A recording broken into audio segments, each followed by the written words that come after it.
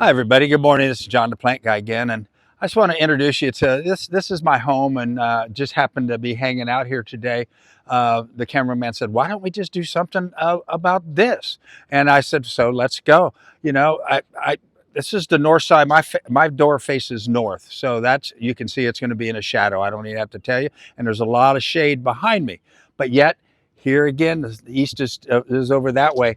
I get some sun, so I get palm trees, I get little pandanus, but I'm starting now. This is one of my favorites. I do so much work for other people at their homes that my wife goes, "That's just like that shoemaker's child, you know?" And she was absolutely right. So let me walk through. I try to do stuff that doesn't take a lot of care. Bromeliad odorata, one of my favorites. I love the gray green of this flower. Right behind it, I put down little super fireballs, which is a bromeliad. They don't, by the way, let me dispel this myth. They do not, make mosquitoes come and breed. You know why? Because I take my hose at least once a week when I water here. I have sprinklers, but I come out and I want to play in my garden, and I will put the hose in there. It changes everything. It cascades down, and all the stuff that's inside those little cups is exchanged. All of the cups in there exchange. This one will crawl up a tree, as you see, the little fireball. But if you spray with a hose at least once a week, once every 2 to 3 weeks, no problem. You will flush out any mosquito eggs that are in there, and you will have the beautiful you don't have to do anything to these. They don't even like fertilizer. So, sometimes that's really good for some customers. Good for me today. We start here. I love behind the bench here, this particular plant, one of my favorites to use. This is a cycad. It's called Dioon. And it really, I love that kind of lime green foliage. It comes from the center and just gives us the beautiful fronds that come off of it.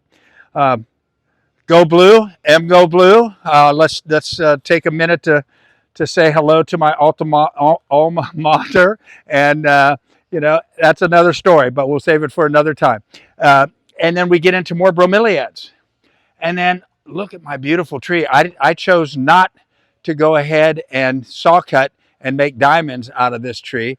I just let it go, and look at what happens.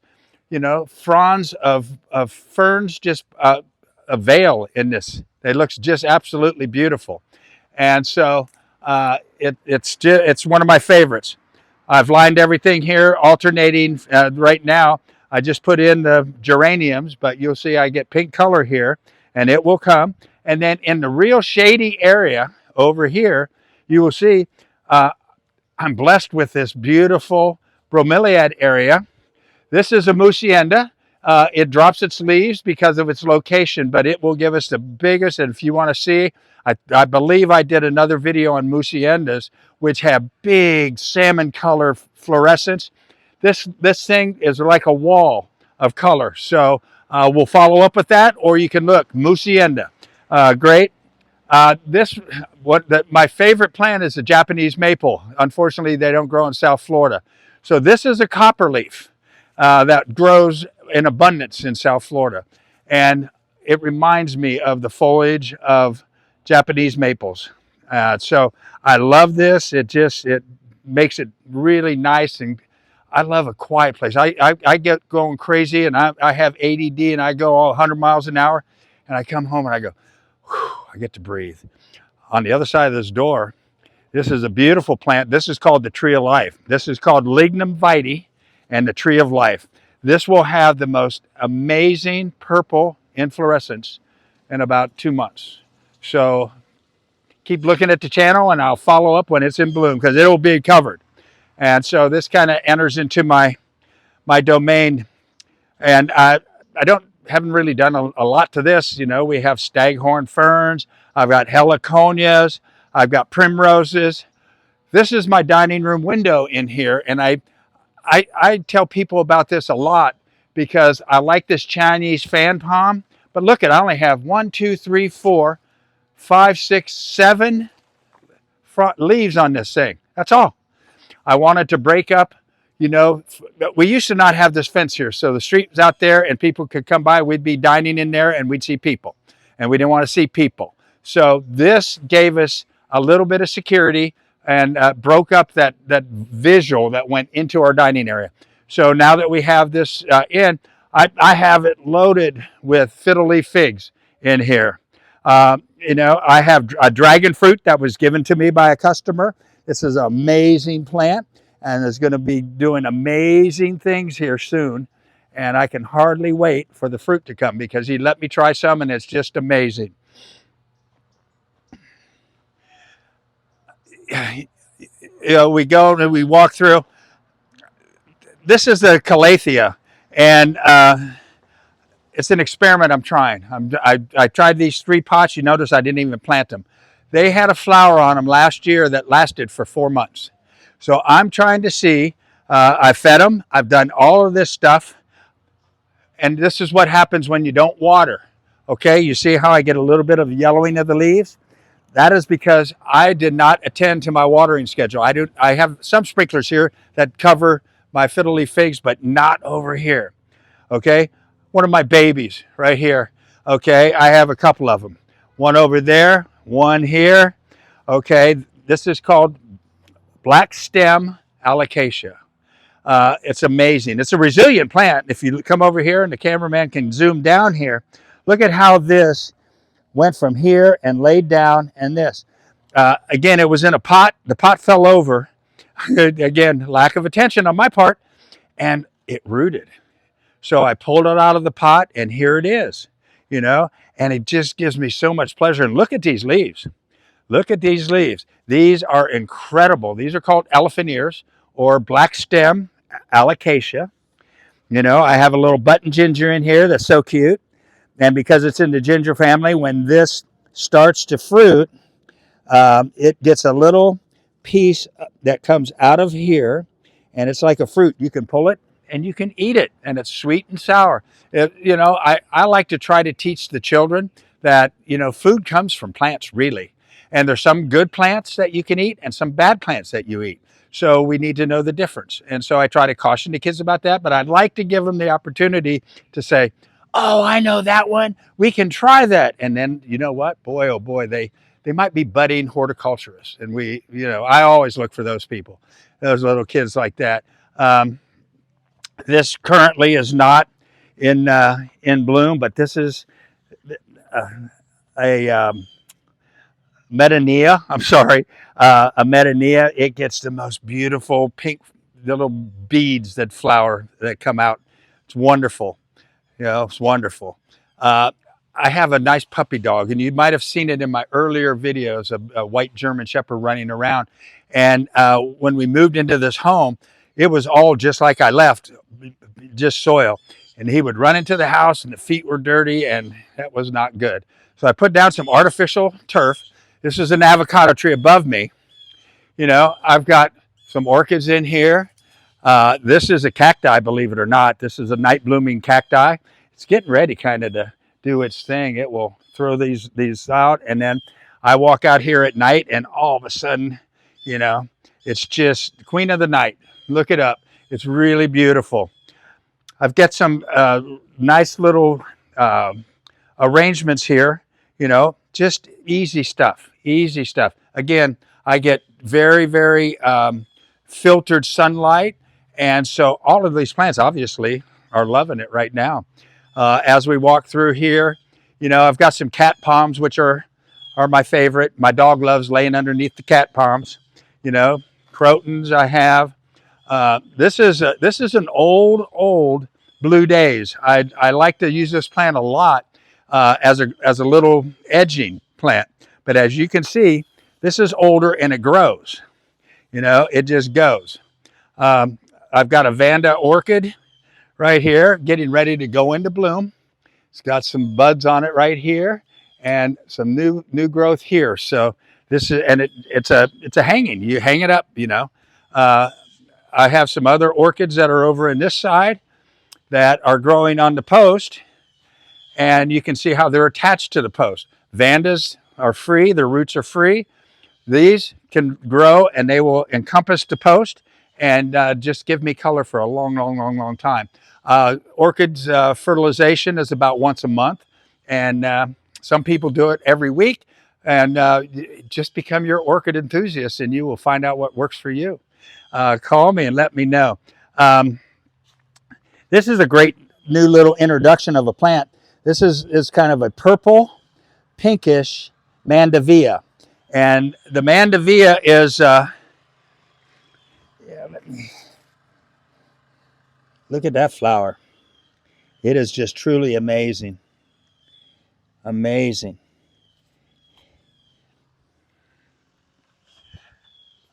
This just went out of bloom. This right here. This is one of my wife's favorites because this reminds her of the beautiful hydrangeas that grow in Northern California and North Florida and above. This is Dumbaya, and it gets all of these were filled with pink flowers. I thought I had a little bit left over, but I don't. Just, you can see the deadness here, but these were all pink just a little bit ago. But this is covered with this huge masses of pink, and just beautiful. Again, I use the bromeliads quite a bit in my yard because they're simple and easy. As we wander by, here's hibiscus. Here's another one of my wife's favorite. This is a double white hibiscus, and these flowers only last a day, so this is getting ready to open up and then go away for us. But absolutely big, and then inside is another flower. She loves that one also. Here's another hibiscus here, which, again, we're early morning. It hasn't opened up yet, but gives us a nice little tangerine type color. Dracaena marginata, they're simple. I just love it. They grow easily. This piece was given to me. This is about 3 years old, and it was given to me, and I put it in a pot about that big. And now it gets big. This ponytail palm wants to get huge, massive, 20 feet tall. As you can see, it has a tendency to fork out. These grow, and then they'll have multiple trunks and branches going out every which way. So yeah, my wife loves it. I'm cautious. So somebody might be getting this in their yard shortly, just to let everybody know. Okay, behind us, Burley Marks. This is a great representation of what Burley Marks does. And I'm glad I'm here today because I love this plant. And usually it comes and it has about 6 or 7 of these leaves, and it comes and it's only about 1.5 feet tall, and people go, what's that? Plant it next to a tree, see what happens. It will just make its way up the tree, give us beautiful, beautiful foliage. Burley Marks, it's great. Here's pothos. Some people like it, some people don't. Easy. This is a house plant that I got. And so there we go. Croton. Look at this beautiful bromeliad here. Oh my gosh. It's just amazing. I just love them. They just kind of bless us. And then, boy, oh boy, I wish you were with me right now because I'm standing. This is a citrus tree. It's a combination lemon and lime tree. And you will notice that it doesn't have a lot of leaves on it. But you know what? I have lots of swallowtail butterflies. You can see the monarch butterfly on my hat. But this tree, citrus trees attract the swallowtail among other butterflies. And they will come and they will munch on my leaves. But see, they leave the flowers alone. And the flowers are what create the fruit for us. So we come in here. Oh my gosh. So what's going to happen? These little petals fall off. This is all new growth. These are yet to come. And these will fall off. And as they fall off, let me see if I can find one where they've fallen off. Because when they fall off, that's the fruit. And it looks like a little baby lemon or lime when those fall off. I don't see any currently, but we'll show it to you in the future here. But boy, talk about fragrance that takes place. My whole yard is permeated with this fragrance. Okay, so one of many, by the way. Okay, I love this little lamb's ear right here. These are so soft and cuddly and really nice. I use this plant a lot. This is called Jatropha. It's the only plant in South Florida that I know that flowers 365 days out of the year. So I always have color on this plant. somehow, some way. I wish that vine were better, but I too am not immune from the iguana situation. This is called Queen's Wreath. It is amazing if you can get it in your yard. You can see how the foliage is this big right here, growing just fantastic up to about here. And then that happens, and that is iguana fodder. The good thing is, though, there was my neighbor had a tree, and they used to love that tree and live in there. So I'm hoping that with their tree removal that I'm going to have less of the iguana situation going on. In order to bring butterflies to the yard, I have a cassia tree here. This will get all nice yellow flowers on it. Butterflies love the cassia tree. I got a palm tree that is a volunteer. I have a Duranta. This will be getting purple flowers all over it. I have my nice little dwarf coconut tree that just was here when I moved in. And again, I have, my wife loves this hibiscus. I thought I saw one on here the other day. Oh yeah, well see, there was a flower on here the other day, but here's what happens, you know. They go like this and then they just close up and go away. So I'm about ready, and now I can do stuff is coming in, and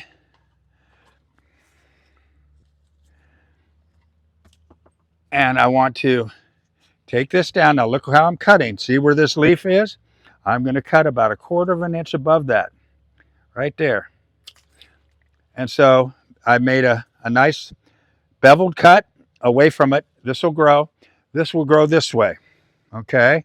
So I wanted to be able to come in and start cutting back this tree, because what's going to happen, go all the way down to that little leaf there. And when I cut and there's no leaves, see these are called nodes. And so I'm going to cut right above that node right there. See that node right there? So when we look at it, we see how there's a node, and that's going to put out a new leaf. And so anyway, this is another day for another project, but we get to come along. My wife would be happy I did that for her today. And you know, and then look at the poinsettias. I don't throw those away. I have poinsettias all around the yard, and you know, my wife loves it.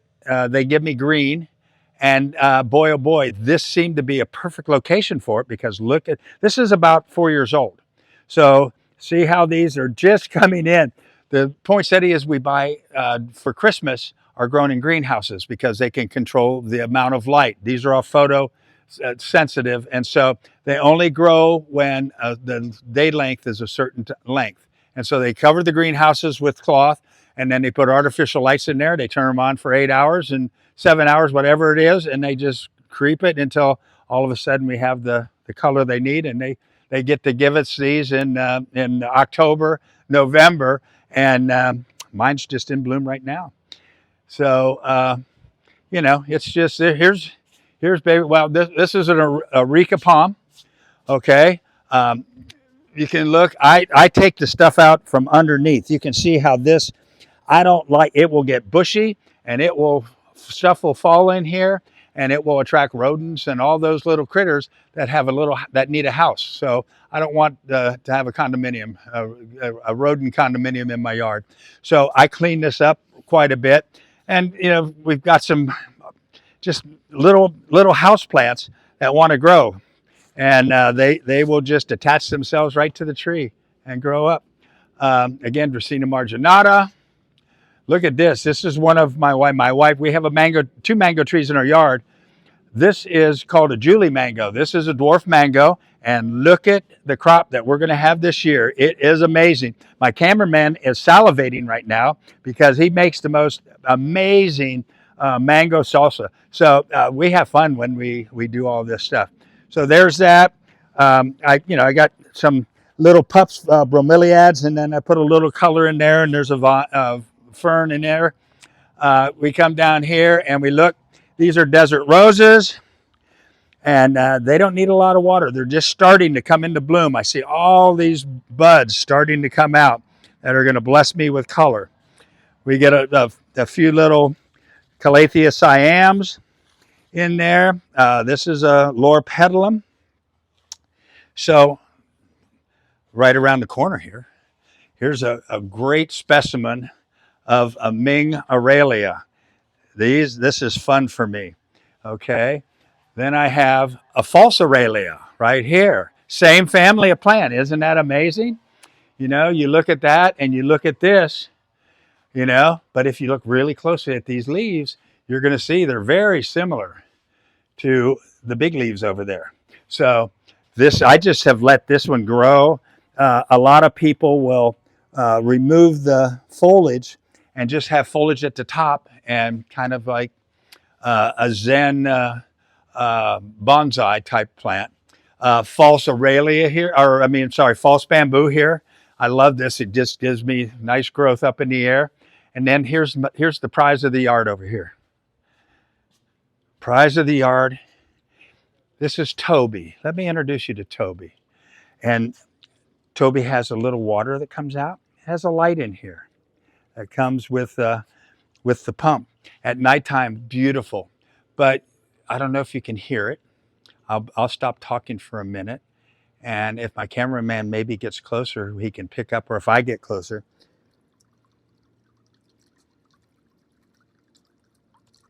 The sound of that water in my yard is amazing. It is truly amazing. So after a nice day of being ADD, hectic, plants go there, plants go here. Oh my gosh, look at this. I can hardly, yeah, it's amazing. I get to come here and decompose and just enjoy my backyard. So I hope you enjoy it too. I love your comments. Thank you. See you now. John the Plant Guy out. Bye.